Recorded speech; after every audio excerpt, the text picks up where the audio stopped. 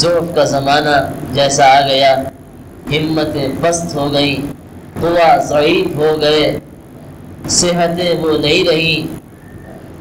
کمزوریاں عام ہو گئیں، دینی اعتبار سے، جسمانی اعتبار سے، روحانی اعتبار سے۔ تو اللہ جل شانہ نے اسی اعتبار سے سہولتیں بھی اس زمانے میں پیدا فرما دی۔ کوئی دین پہ چلنا چاہے، کوئی دیندار بننا چاہے، کوئی دینی مزاج اپنا بنانا چاہے، اس کے لیے بہت آسان، اور اگر تو ہی نہ چاہے تو پھر بہانے ہزار ہیں۔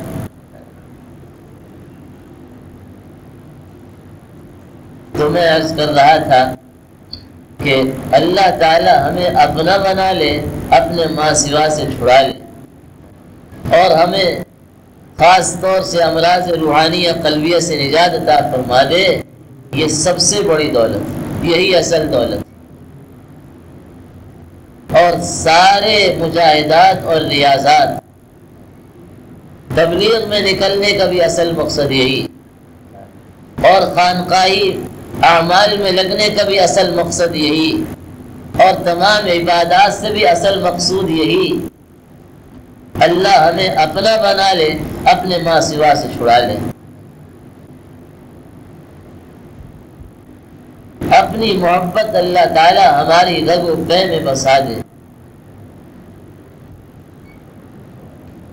اور دوسرے نمبر پر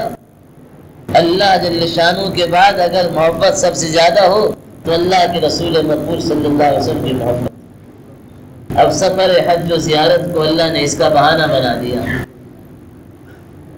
اپنی محبت اور اپنے محبوب سرکار دو عالم صلی اللہ علیہ وسلم کی محبت کی عطا فرمانے کے لیے اللہ میاں نے اس کو بہانہ بنا دیا، سفر حج۔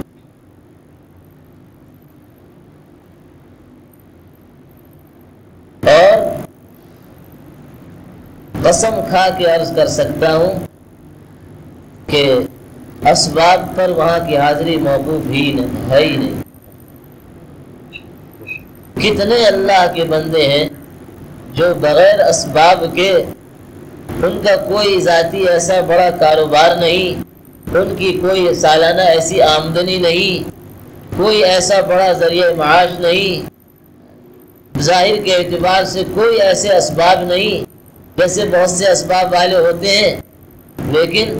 دیکھنے میں یہ آتا ہے بہت سے اسباب والے رہ جاتے ہیں، بغیر اسباب والے پہنچ جاتے ہیں، ایسا ہوتا ہے۔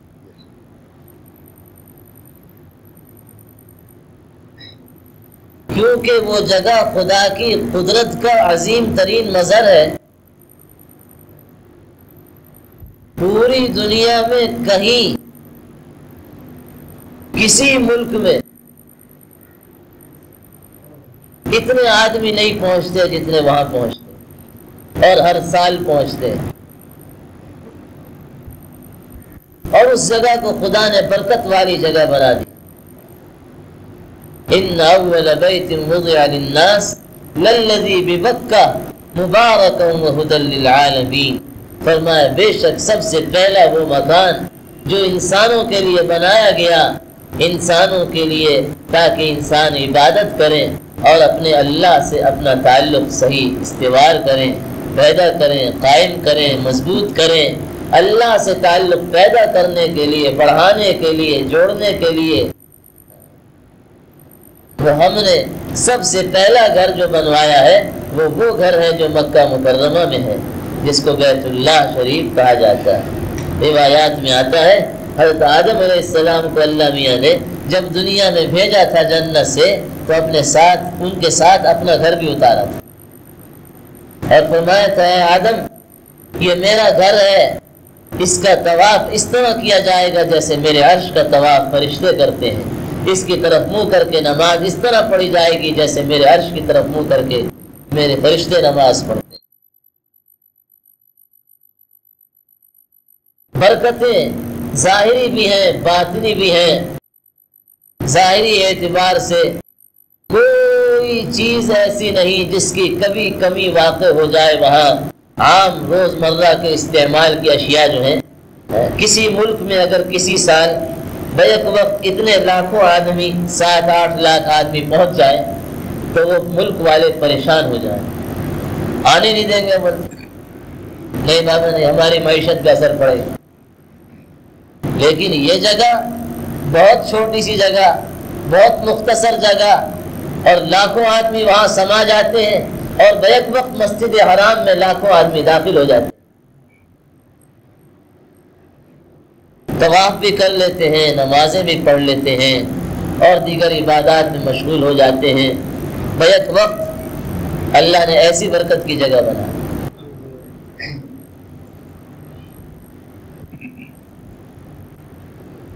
دنیا کی ہر چیز وہاں موجود اور فراوانی کے ساتھ موجود۔ کبھی نہیں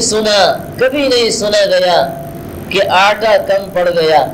وہاں پر چینی کم نہیں مل رہی تھی، یا چینی چائے کی پتی کم پڑ گئی، یا کوئی اور روزمرہ کی جو عام انسانی ضرورت کی اشیاء ہوتی ہیں، بلکہ دنیا بھر سے مختلف سامان کھچ کر وہاں پہنچتے ہیں۔ دنیا بھر سے پھل، فروٹ، اناج، غلے اور مختلف چیزیں، مصنوعات، مختلف ملکوں کی بنی ہوئی چیزیں وہاں پہنچتی ہیں، اور بہت وافر مقداریں ملتی ہیں۔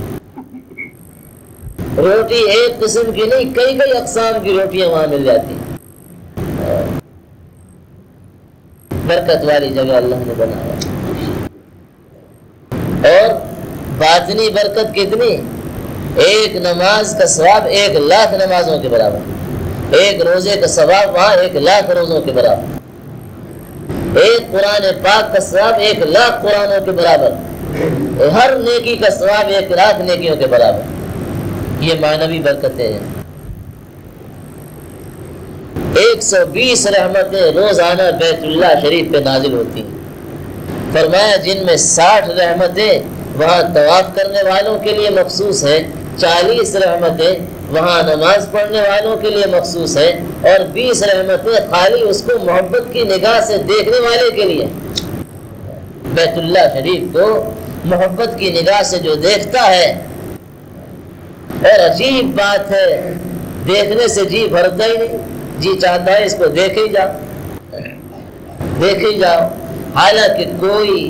ظاہری زیب و زینت نہیں، ایک چوکور مکان ہے جس پر سیاہ غلاف چڑھا ہوا ہے، اور قرآن پاک کی کچھ آیات لکھی ہوئی ہیں۔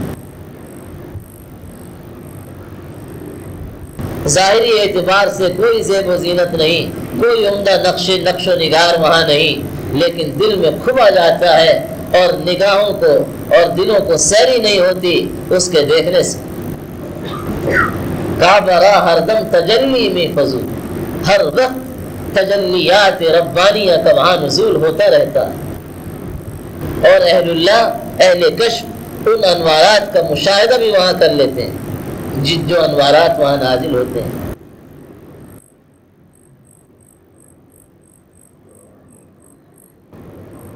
وہیں پر مطاف میں انبیاء کرام علیہ السلام مدفون ہے،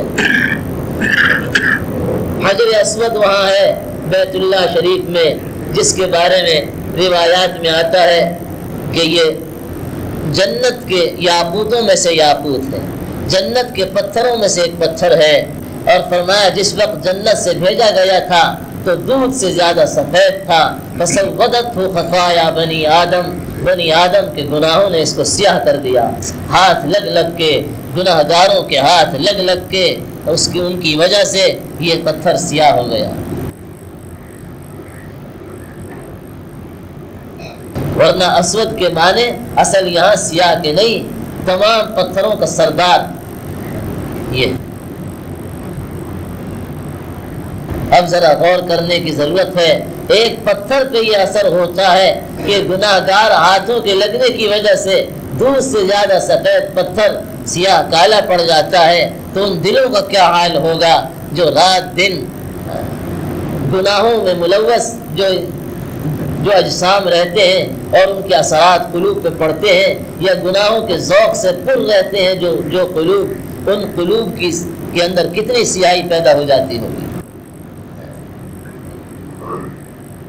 یہی وجہ ہے کہ قرآن پاک میں فرمایا گیا کلا بل ران علی قلوبہم ما کانوا یکسبون، ہرگز نہیں بلکہ ان کے دل زنگ آلود ہو گئے ان کی غلط حرکتوں اور برے اعمال کی وجہ سے۔ حدیث میں آتا ہے جب کوئی آدمی کوئی گناہ کرتا ہے تو کالا دھبا سیاہ دھبا دل پہ لگ جاتا ہے، اگر فوراً سچی توبہ کر لیتا ہے تو وہ دھبا دھل جاتا ہے، صاف ہو جاتا ہے، ورنہ وہ لگا رہتا ہے۔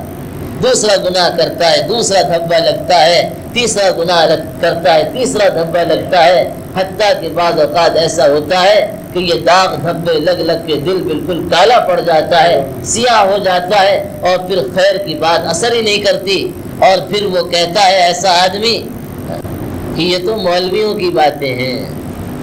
یہ دینداری کی باتیں، یہ مولویوں کی باتیں، نعوذ باللہ یہ ملانوں کا دین ہے، یہ ملائیت کہاں سے لانا چاہ رہے ہو تم؟ اس قسم کی باتیں زبان سے بکنا شروع کر دیتا ہے۔ اللہ ہمیں اپنی پناہ میں رکھے۔ وہ بیچارہ اللہ اس کے رسول صلی اللہ علیہ وسلم کے احکامات سناتا ہے، قرآن و حدیث پڑھ کے سناتا ہے، اور یہ کہتا ہے ناصحہ مت کر نصیحت دل میرا گھبرائے ہے، میں اسے سمجھوں دشمن جو مجھے سمجھائے۔ الٹا ان کو دشمن سمجھتا، حق بات کڑوی لگنے لگ جاتی ہے، فواحش و منکرات کی رغبت اور ذوق و شوق دل میں پیدا ہو جاتا ہے، بجائے اس کے کہ ان کو دیکھ کر دل کڑتا اور دل پریشان ہوتا، ہے میرے اللہ یہ دنیا میں کیا ہو رہا ہے، یہ کیسے لوگ گناہوں میں مبتلا ہیں، کسی طرح یہ گناہوں کو چھوڑ دیں، کس طرح محنت کی جائے۔ اللہ جزائے خیر دے ہمارے دعوت و تبلیغ والوں کو، ملکوں میں قریہ بقریہ شہر بشہر گھر گھر پھرتے ہیں، اپنے راحت و آرام کو قربان کر کے اور لوگوں کی منتیں سماجتیں کرتے ہیں۔ خدا کے بندو خدا کی طرف آؤ، خدا کے بندو خدا سے لو لگاؤ اور خدا سے اپنا تعلق بڑھاؤ۔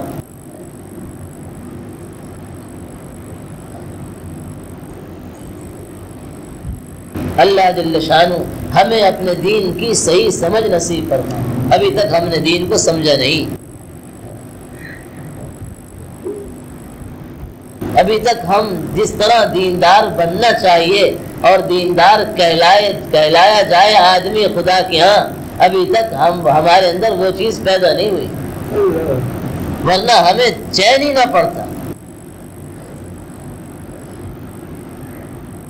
ایک آدمی اگر محنت نہیں کر سکتا، ہاتھ پیر نہیں مار سکتا، تو وہ کم از کم تنہائی میں بیٹھ کر ہچکیاں لے کر اور سسکیاں لے کر روتا بیٹھ کر اور خدا کی بارگاہ میں دعائیں مانگتا، اے اللہ انسانوں کو ہدایت دے دے،